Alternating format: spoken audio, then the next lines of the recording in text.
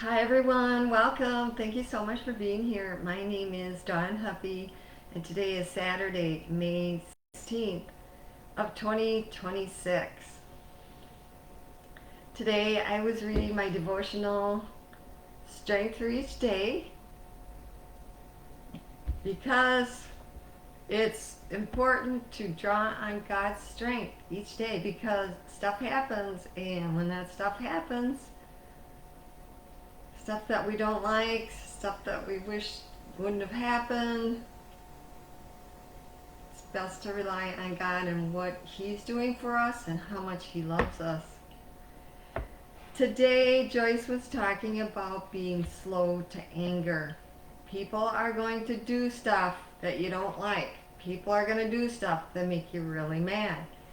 And in the past, I used to get so triggered by what people did, and I'd be stuck in anger for days and weeks and months and years. It was bad.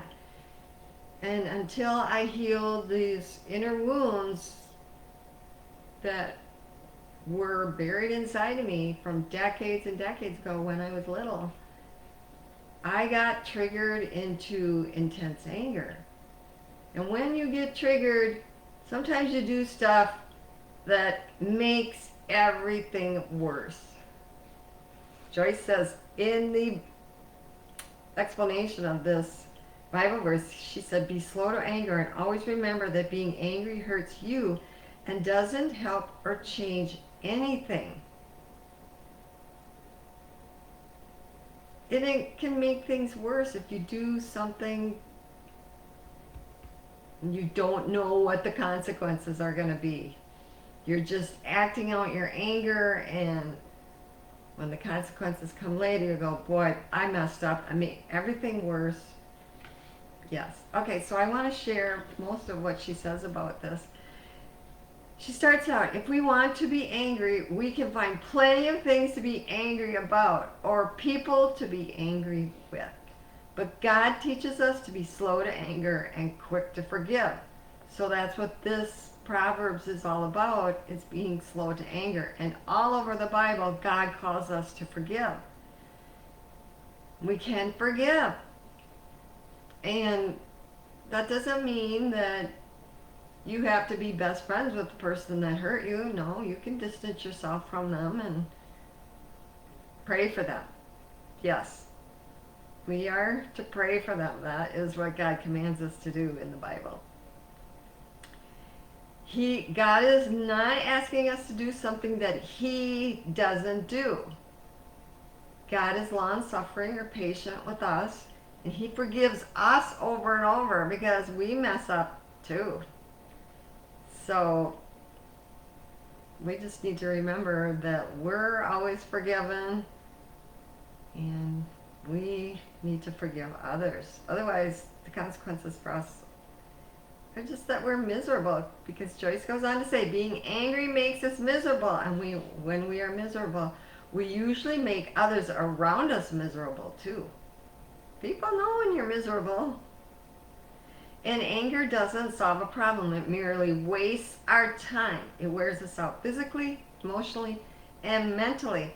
And it prevents us from entering into the peace and joy that Jesus died for us to enjoy.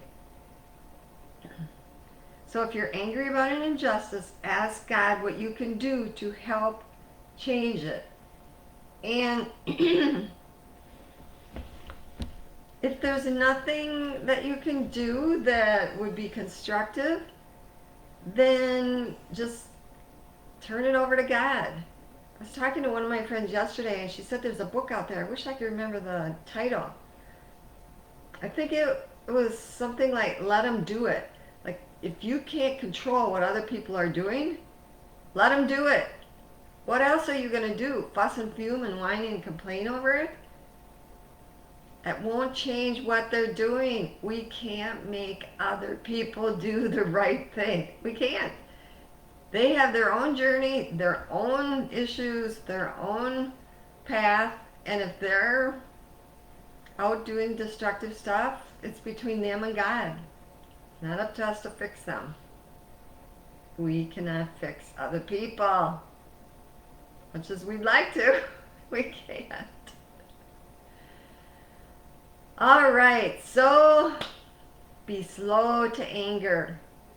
And if you need help in this area, I can help you out with those buried hurts and angers and traumas so that you can get to the place where when someone does something really mean and nasty and uncalled for, you can step back and just go, you know what, that person is messed up, that person's got issues, it's up to that person to figure it out, and I'm going to go on my way and have a great day.